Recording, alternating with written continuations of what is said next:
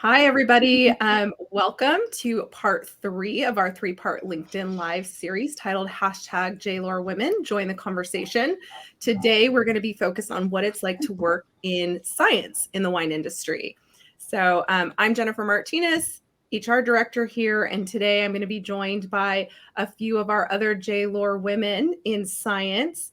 Couple things, we will have an open Q&A at the end, so please put your comments, your questions in the comment section, interact with us. We want to engage and kind of see, what you would like to get out of today. And then also stay tuned till the end because you're going to learn how you can win or apply to win some shadow opportunities with our J-Lohr leadership team. So with that, I'm going to go ahead and we're going to bring on our other fellow J-Lohr women here, and I'm going to have them introduce themselves, maybe just tell us your name, how long you've been with J-Lohr, your role, and a quick intro if you want of anything besides that. So why don't we go ahead and we'll start out with Kristen. Hi Jen. Hi everybody. Hi Anji. Hi Victoria. Good to see all of you. And thank you everybody for joining. Yeah, I'm Kristen Barnhisel. I'm the winemaker for white wines for J-Lohr Vineyards and Wines, and I'm based in Monterey. In Greenfield, about 20 miles south of Monterey Bay. And I've been with J-Lohr for 7 years, probably 8 harvests. I've enjoyed being here and grown with the J-Lohr Greenfield crew. Quick summary of my background is that I grew up in Sonoma County and my mom was a microbiologist when I was growing up, and my dad was actually making homemade wine and working at Simi Winery like she did. I kind of grew up on the catwalks there. So I was introduced to wine very early on. My first jobs were at Simi Winery. So I was kind of half in the vineyards and half in the winery, which I really appreciated. And actually my undergraduate's in Italian literature. And it was over in Italy that I fell in love with wine and really decided to do this for a career. And I came back. I have a master's in science in enology and from UC Davis. And I worked, my first jobs were up in Washington State at Columbia Crest, working as enologist there, and all sorts of jobs making Chardonnay and Semillon Chardonnay up there. Came back and worked in Sonoma County at Belvedere and Jordan Winery. I worked my way up to winemaker at Handley Cellars. For 8 years I was there. And then before this job, I was at Inglenook, helping them with their Sauvignon Blanc and Blanc-Canau programs. So really excited to be here at J-Lohr with all that experience in different places. Thank you so much. Yeah, I want to come back to that after we go through the other introductions about how you got into this industry. Who wants to introduce themselves next? Sure, I can go next, Jen. Okay. So in about 2 weeks, Anji Perry, I'm the viticulturist and vineyard research director. In about 2 weeks, I'll be celebrating my 19th anniversary with J-Lohr. I live and work out of the Paso Robles winery. So as a viticulturist, my duties really revolve around data collection of all things vineyard related.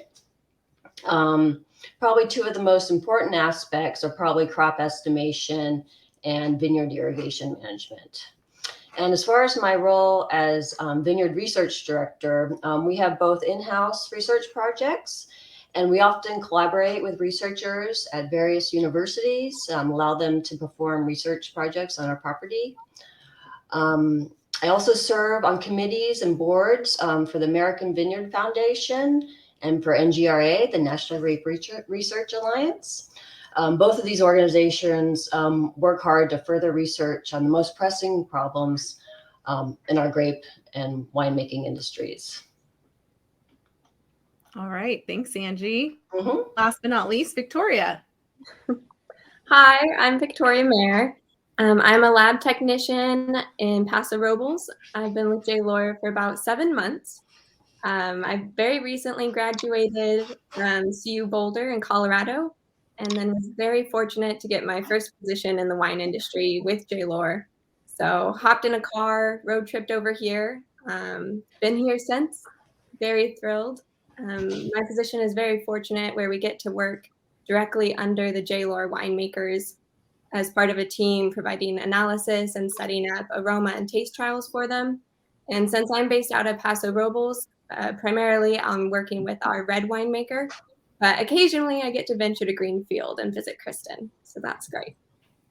All right. Thank you all so much. And I'll just give a quick shout out. I think I saw Paige said she wanted to shout out Monterey and Greenfield. So, oh, great. hello, Thank you.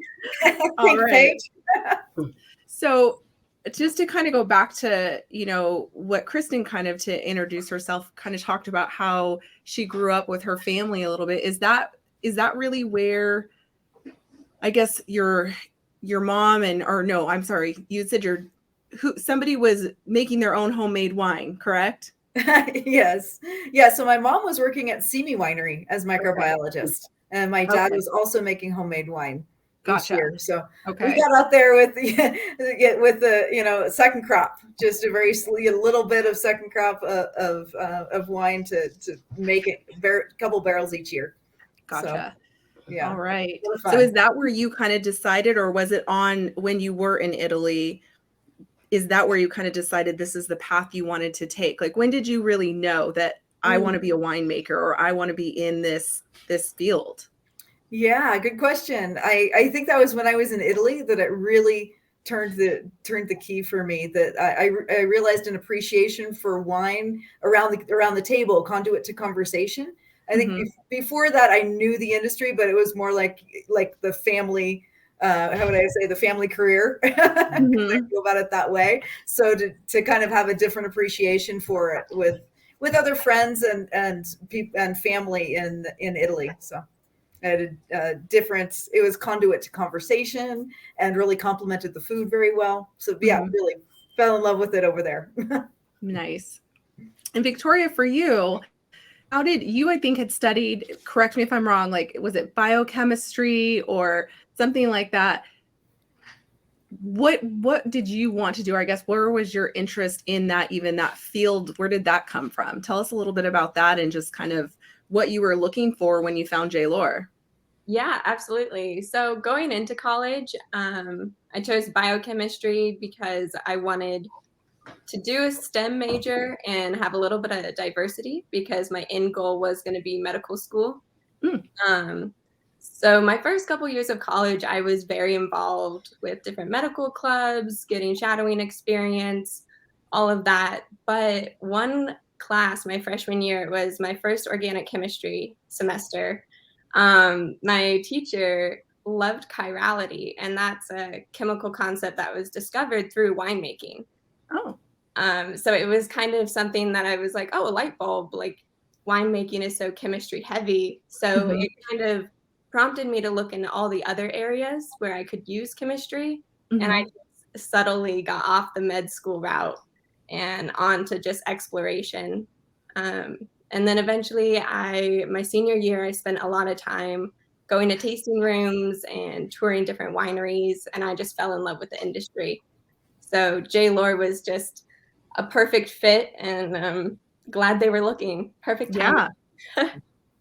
Well, we're glad to have you, Victoria. So, and I can relate. I also was kind of that medical school, wanted to be a doctor route, and organic chemistry was, I didn't have the same experience that you did. My experience was I took organic chemistry and went, I think I'm going to tap out. I don't know. I think it's one of those classes, and it did it for me. So props to you that you realized, you got something good out of that. And then Anji, how did you end up in this industry? Your interest, your kind of academic. Sure. How did you come to us? Yeah, so I actually started at Cal Poly as a soil science major. I think I kind of just fell into that kind of randomly. You have to choose a major when you enter Cal Poly, and I had always grown up really loving to garden. My mom and my dad, they were both big gardeners. My dad, loved to grow vegetables, and my mom was always in their flower garden. So that just kind of appealed to me. And then after I graduated, I really had no idea what I wanted to do.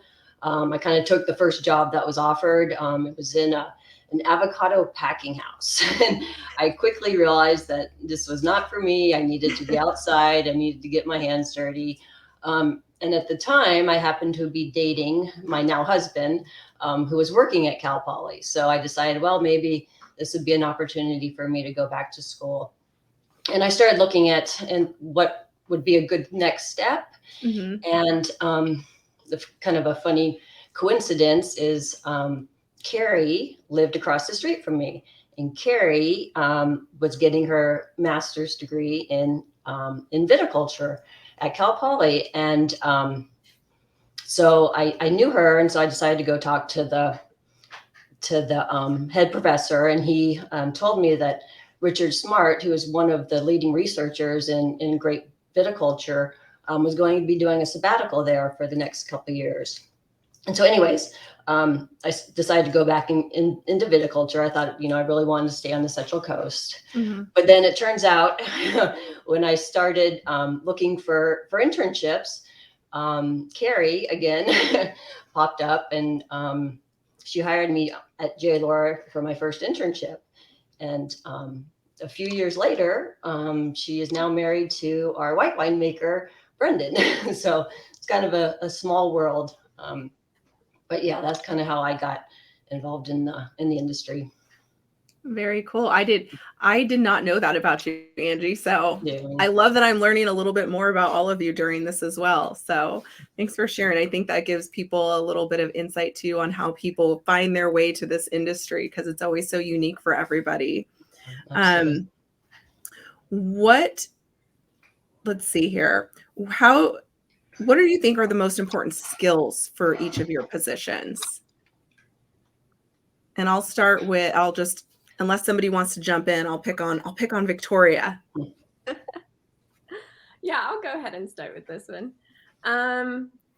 As a lab tech, our main role is doing anything we can to help the winemaker out in their day-to-day. And make it more efficient for them, so we're not exhausting their senses through tastings, and we're not wasting their time. Because especially with Lohr, we're such a large company that both of our winemakers are in charge of countless barrels and numerous tanks. So it's a lot that they have going on. So any little thing we can do to make their life easier is kind of our whole job. So for that, a lot of it is going to be observation and assertiveness. So like if you see something, say something, because we're constantly running analysis. And if you catch a problem or a maybe problem earlier, the better. So that, and then patience, because you're working with a lot of finicky machines and you have a number you want. And just because the machine isn't giving you that number, you have to then look at maintenance for the machine and see if you can trust that number, because you can't just go until you get one you like and then take that. You really have to have some due diligence with it all. And then listening is a great one, because again, we have an important role, but it's a lower role on the totem pole for what it takes to get the wine made. So it's very important that we're listening to what the next stage of the process needs from us. All right. Great information there. Kristen, do you want to kind of go from there, since, all of your roles really do interact with one another. But specifically, I think lab tech, even though Victoria is out of Paso Robles and Kristen primarily is in Greenfield, what roles or what skills are important to be a winemaker? If somebody's watching this going, you know what, that sounds really cool, I would love to be a winemaker. What kind of skills should they have or work to develop a little bit more? It's a great question. Yes. I would say we already talked a little bit about chemistry. If you're talking training, I would say chemistry and math skills are probably, we focus a lot on those.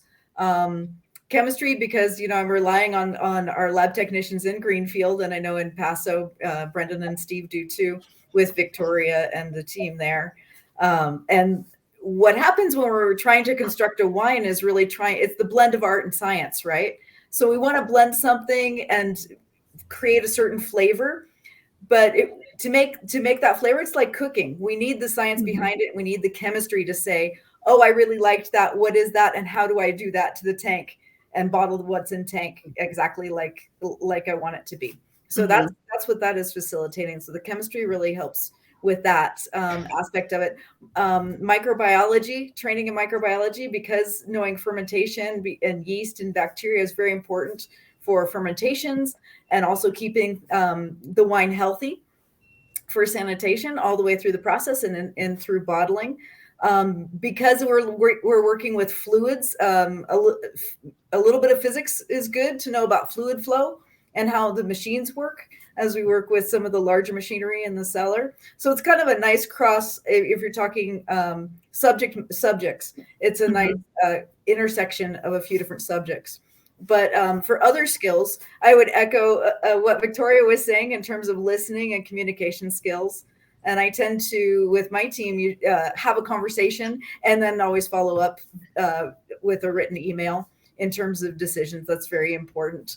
I was also thinking being very well organized.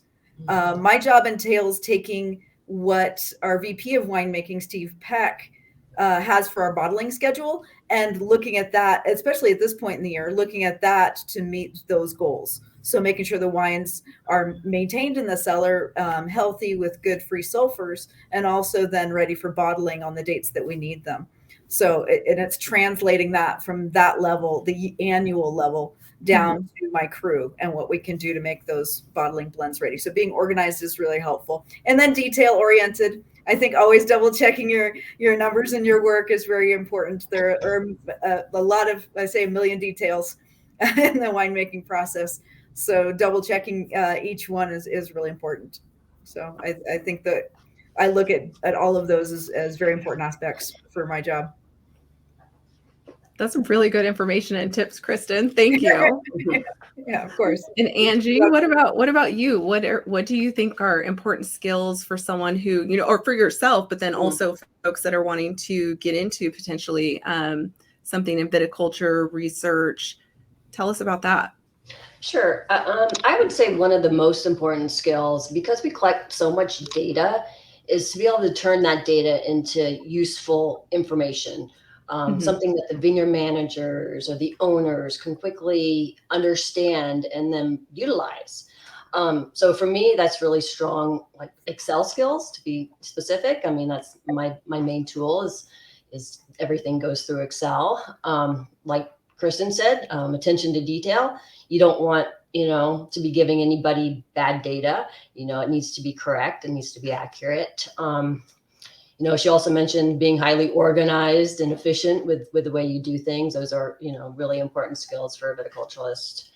And then really being able to think strategically, kind of anticipating what Jerry or the family might need. What is it that they need to make their decisions? So being able to provide that is really important.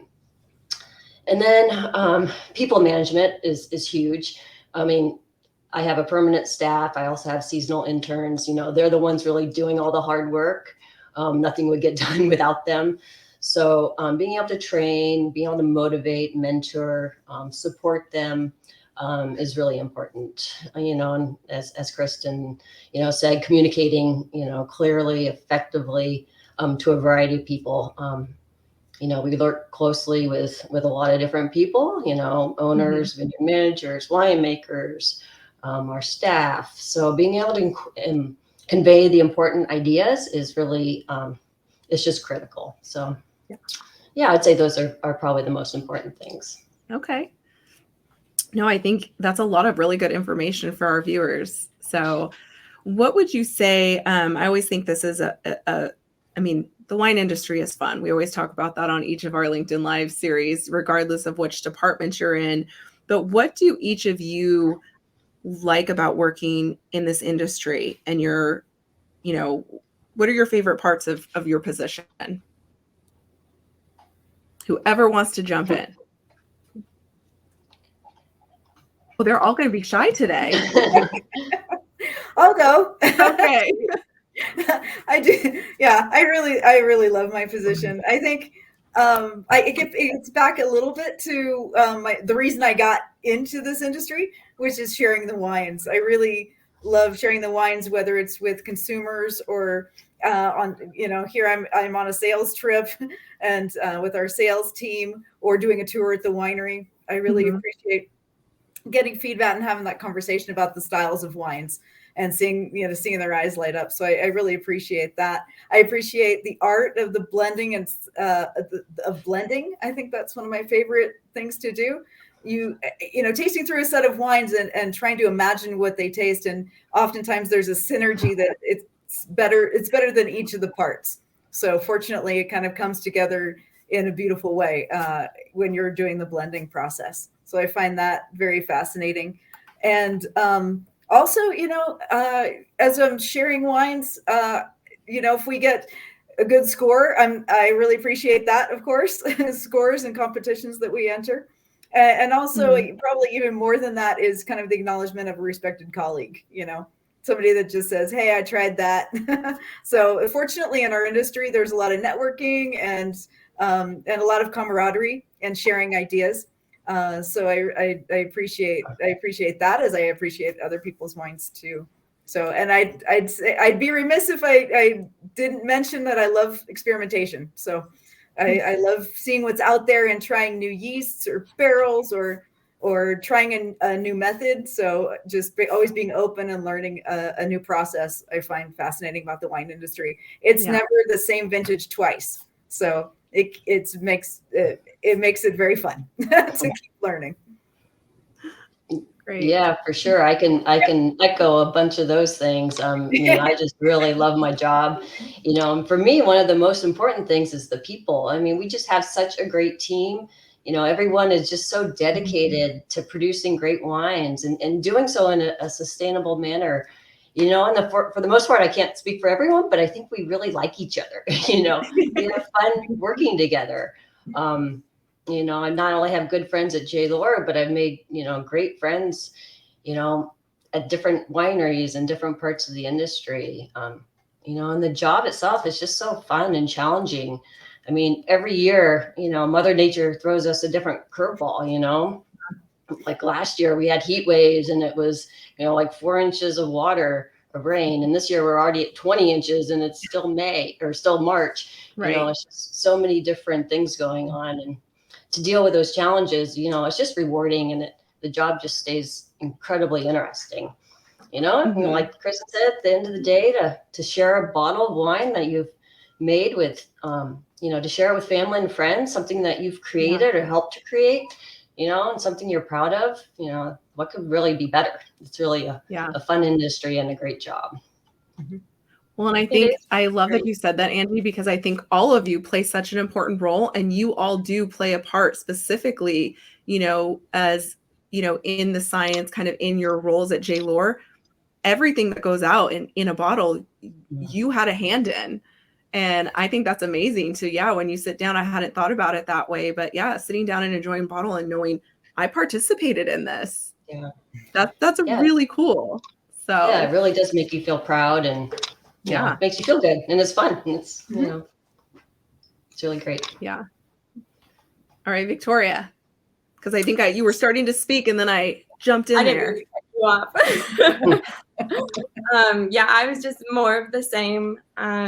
I do love that it's such a social industry and we get to experience that at Lohr, like on the small scale. There's great camaraderie. But then also when you look out, it's not just friendly between other wineries, but also with the consumers.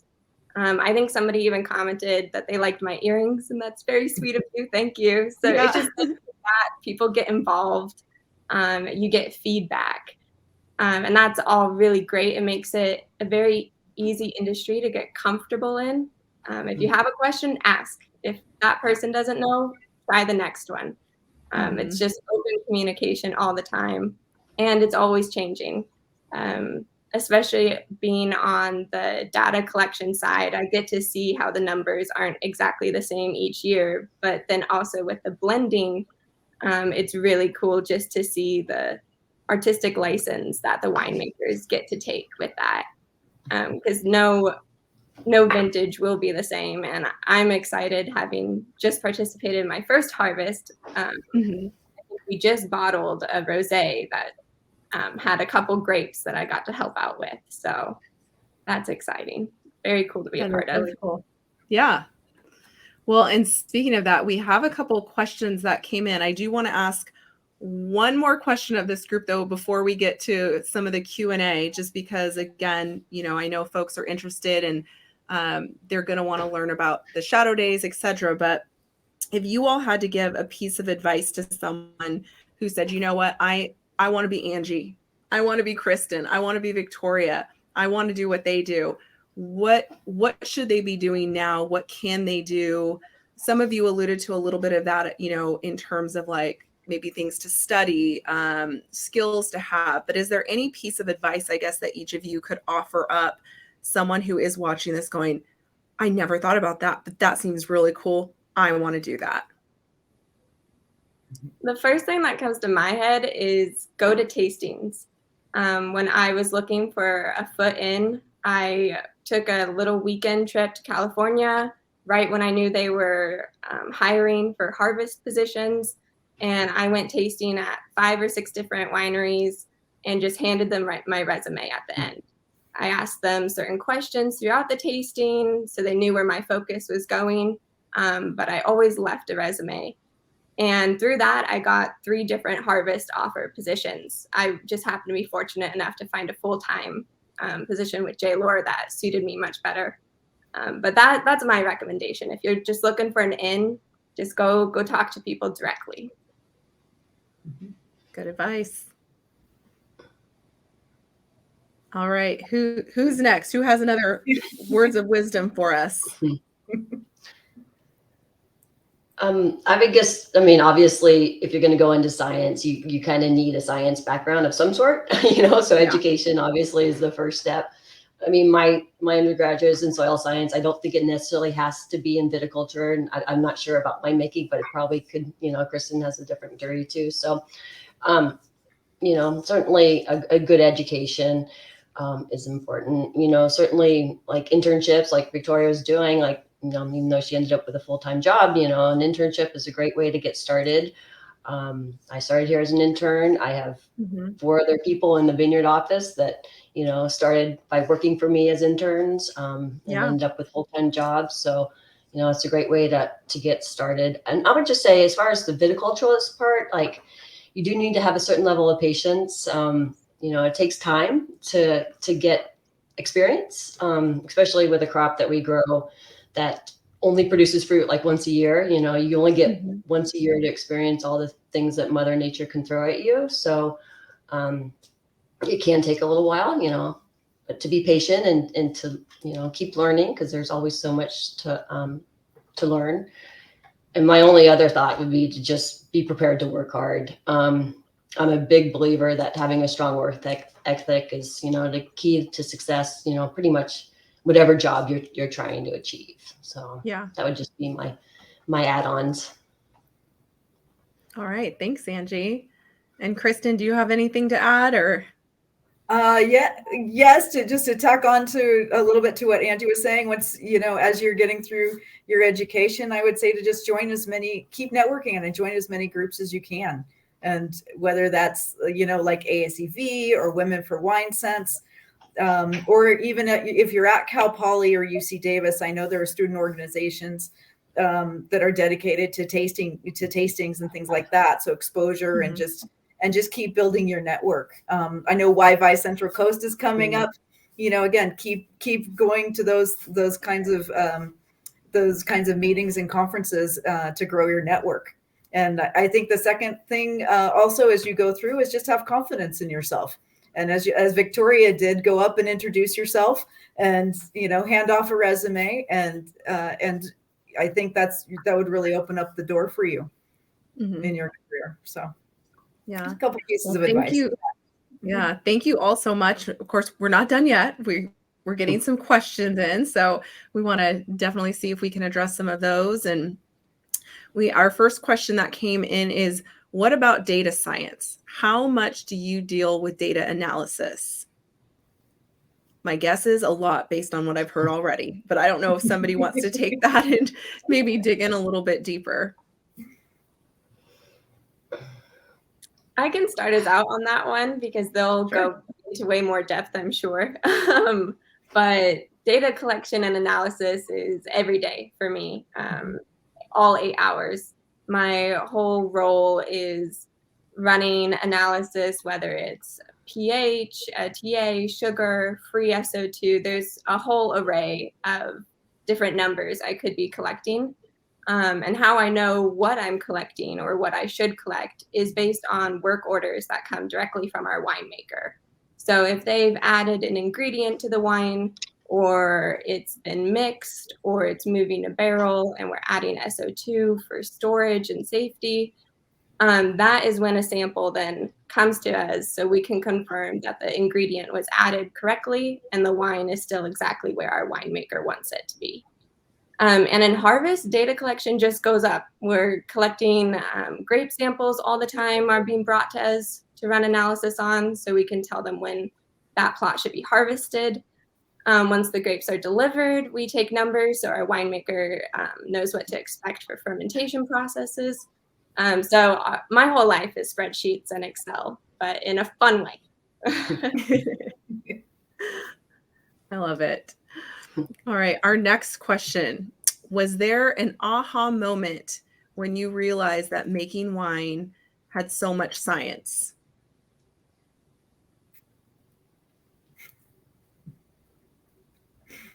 I can answer that. Yeah. I again, falling in love when I was in Italy, fell in love with wine. Yeah. Backing up to that story, but like even getting into UC Davis and that whole process was the prerequisites were organic chemistry and then physical chemistry. And that was the real hardcore that I knew. What you're telling me, Kristen, is I probably couldn't have become a winemaker either because of organic chemistry. Because it was just that open door, and you say, "Oh, okay, here are the prerequisites we're looking for just to get in the program." Okay, this is the direction. Yes, so for sure. But understanding as going through the program, understanding that that's the conduit, the background gives us the technical information to produce the wine that we want. So yeah, it is really that blend of art and science that way. Yeah, no, it makes sense. And I just think so many people, right, before working here at the winery, I always say this, but I don't think I ever thought about what really goes into a bottle of wine until having the opportunity to be here at J. Lohr and be surrounded with such, amazing people like yourselves and, our other winemakers and lab folks and just everybody that, is part of this. Now you really do have a whole new appreciation when you sit down and you taste what you guys are able to all put together and produce, from like Anji, the soil to everything being tested in the lab to just the blending. I mean, the whole process is just, it's nothing I ever would have even thought about, even going wine tasting and stuff. There's just a whole new level of appreciation. So thank you. We do have another question. Does consumer feedback influence decision-making related to the wines you create? And I don't know if this is more for Kristen again, or if this is something that could even be answered, or if this is more of a family. I don't know. I'm going to open the floor up.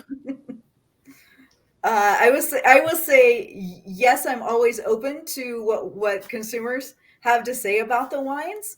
I think for our style, we always try to say we want to keep in this kind of lane. We want things to vary a little bit, whether it's vintage to vintage variation, but we want to keep things stylistically as the consumer would expect, from year to year. Even given a hot vintage, a cool vintage, doesn't matter what happens, we're trying to make a certain style of wine. And that being said, if there is direct if there is direct feedback, has happened not here but at another winery for me, that if wine doesn't sell, then of course the winemaker you do have a direct feedback that okay, that was not a style that would appeal. So yes, I think that has a lot to do with it, as you know, and certainly direct feedback. We do get emails all the time from consumers as well. All right.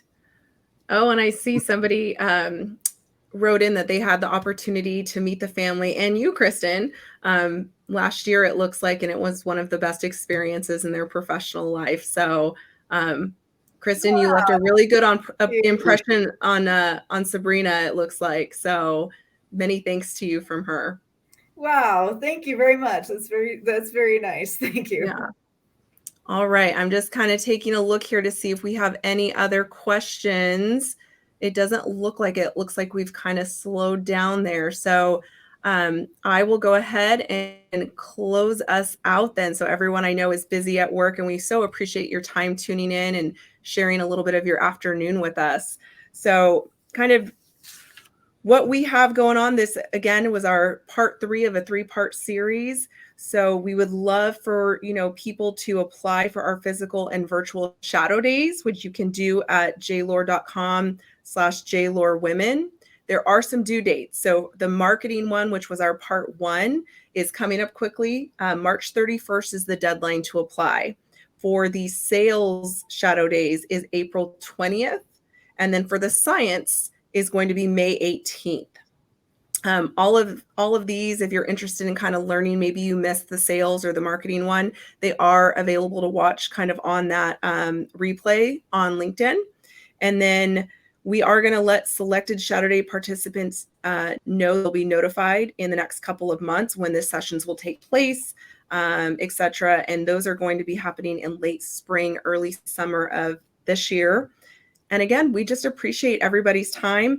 I will throw out, we also have, I believe we're still looking for interns in Paso Robles for the lab. So possibly viticulture, I don't know, but I know for sure for the lab.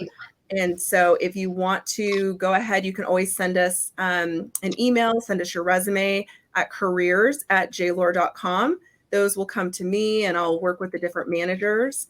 So it's a great way to get experience, see if this is an industry you want to, be a part of. And you could be like Anji, started out as an intern and now she's been with us, she said, coming on 19 years. So this could be your opportunity. Again, thank you, everybody. We appreciate it. And we look forward to having you share a glass of J. Lohr. Bye, everybody.